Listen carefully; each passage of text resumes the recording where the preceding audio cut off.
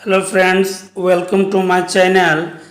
आज झारखंड सहायक आचार्य का जो नियुक्ति होने वाला है, इस विषय पर मैं बात करने वाला हूं कि ये एग्ज़ाम डेट कब तक आ जाएगा और ये एग्ज़ाम 100% होने की उम्मीद है, क्योंकि झारखंड सरकार में आज तक 5वां साल जो चल रहा है, 4 वर्ष प्लस होकर के जो 5 वर्ष में चल रहा है और ये दिसंबर इसका अंत है, परंतु एक भी यह अपना वैकेंसी अभी तक नियुक्ति नहीं कर पाया है कोई भी।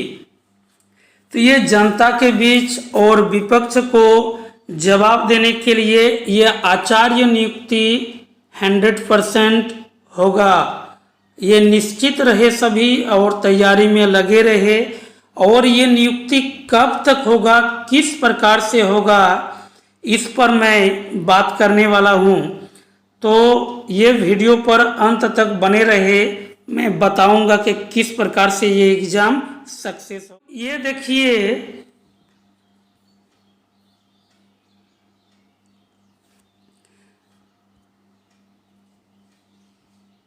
ये जो मुख्य निर्वाचन पदाधिकारी जो है, इसके द्वारा जो दिशा निर्देश मांगा गया है, तो उसमें विषय पर चले आते हैं। विषय के ऊपर में ये दिया हुआ है सचिव द्वारा, ठीक ना, झारखंड कर्मचारी चयन आयोग रांची। जो विषय दिया है आसन्न लोकसभा निर्वाचन, ये जो लोकसभा निर्वाचन जो होने वाला है 2024 में, इसके संबंध में क्या मार्गदर्शन मांगा है।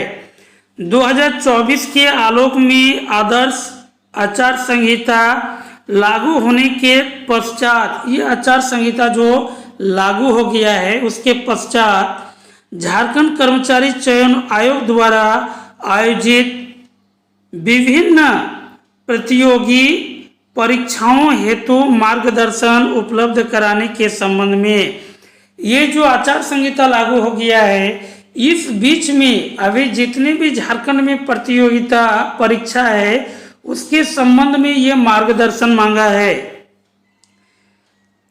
तो ये मार्गदर्शन में क्या मांगा है और क्या इसमें राय आया है, इस पर बात करते हैं।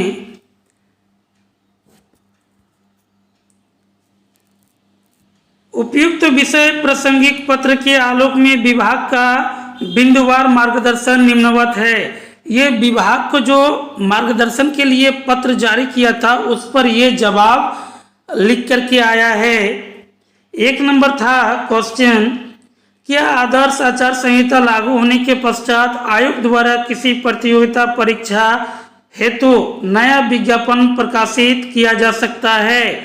तो इसका जवाब आया है कि नहीं, आचार संहिता लागू होने के बाद कोई भी विज्ञापन जारी नहीं किया जा सकता है। दूसरा नंबर था, यदि नियुक्ति संबंधी विज्ञापन पूर्व में प्रकाशित है तो क्या आदर्श आचार संहिता लागू होने के उपरांत परीक्षा हेतु आवेदन प्राप्त किया जा सकता है अथवा नहीं। तो इसमें आवेदन प्राप्त करने का जो बात कहा है उसमें डिक्लेयर कर दिया है कि हाँ, आप आवेदन कर सकते हैं। इसी के आधार पर ये देखिए, आचार सहायक आचार्य जो है, इसकी नियुक्ति प्रक्रिया का जो ये जो संशोधन के बाद अभी जो निकाला है, इस डेट को इसी के आधार पर कि आचार संहिता के बाद भी यदि पूर्व से वो विज्ञप्ति निकाला गया है तो उस पर ये फॉर्म फिलअप करवा सकता है, आवेदन ले सकता है।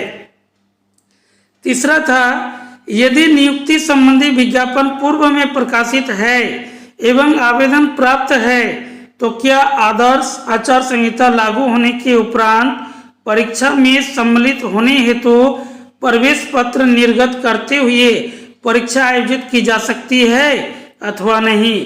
तो इसका भी जवाब है कि आचार्य जो नियुक्ति है इसका विज्ञप्ति पहले जारी हो चुका है, इसका विज्ञप्ति पहले जारी हो चुका है और ये यदि सरकार आयोग यदि चाहे तो इसका नियुक्ति कर सकता है, परंतु ये नियुक्ति अभी तत्काल संभव नहीं है। और क्यों नहीं होगा, कब तक होगा, इसको मैं बताऊंगा।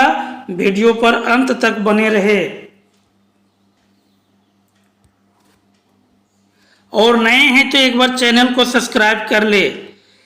यदि आयोग द्वारा पूर्व में परीक्षा आयोजित की जा चुकी है तो क्या आदर्श आचार संहिता लागू होने के उपरांत सामान्य मेधा सूची के आधार पर अल्प सूचीबद्ध अभ्यर्थियों के प्रमाण पत्रों की जांच कार्यक्रम आयोजित किया जा सकता है अथवा नहीं?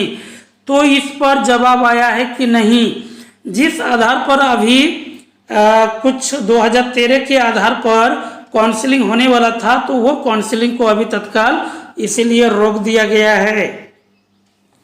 अगला सवाल था, यदि आयोग द्वारा सामान्य मेधा सूची के आधार पर अल्प सूचीबद्ध अभ्यर्थियों के प्रमाण पत्रों का जांच कार्यक्रम आयोजित किया जा चुका है तो क्या आदर्श आचार संहिता लागू होने के उपरांत परीक्षा फल प्रकाशित किया जा सकता है अथवा नहीं?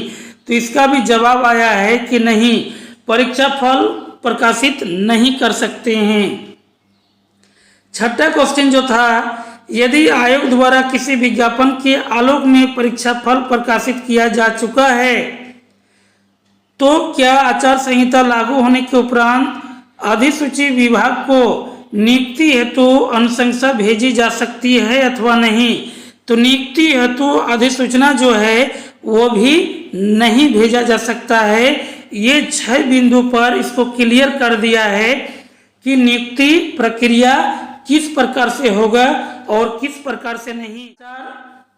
संहिता लागू होने के पश्चात हमारे झारखंड में जो 26,001 सहायक आचार्य की नियुक्ति है, ये किस प्रकार से और कितना दिन तक में इसकी नियुक्ति प्रक्रिया संभव है? तो आयोग को ये जो लिखित आया है, इसके कहने का मतलब कि आयोग जब चाहे आचार संहिता के बीच में भी तो एग्जाम आचार्य सहायक आचार्य का ले सकता है। ये इसके मान्य है और नियम संगत है, परंतु एग्जाम डेट अभी नहीं आएगा क्योंकि आयोग को यह पता है और यह उसका पावर है कि एग्जाम ले सकता है, परंतु ये क्लियर कर दिया है कि नियम संगत होते हुए भी सहायक आचार्य के लिए नियुक्ति प्रक्रिया से गुजरने के लिए जो मैन पावर है वो अभी विभाग में उसकी कमी है, जिसके चलते इसकी नियुक्ति अभी तत्काल संभव नहीं है ये इलेक्शन तक। तो इलेक्शन जैसे ही पार होगा, जून महीना खत्म होते ही ये जुलाई का फर्स्ट सेकेंड वीक तक में एग्जाम कंडक्ट कराने का उम्मीद है।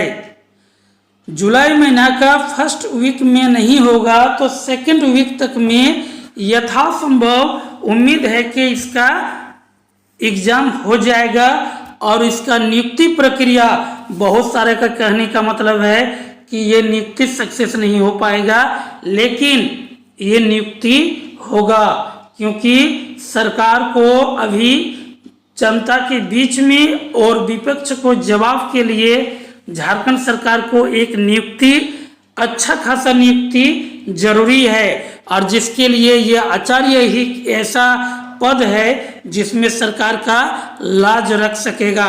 इसीलिए इसका नियुक्ति 100% होगा और जुलाई महीना में यथासंभव इसका एग्जाम हो जाएगा। और जैसे ही जुलाई में एग्जाम हो जाएगा, इसका रिजल्ट आकर के इसका मेगा सूची बना करके कब तक इसका ज्वाइनिंग करवाने का उम्मीद रहेगा काउंसलिंग करवा के, इसका मैं अगला वीडियो में कंफर्म करूंगा। इतना ही, सो थैंक यू।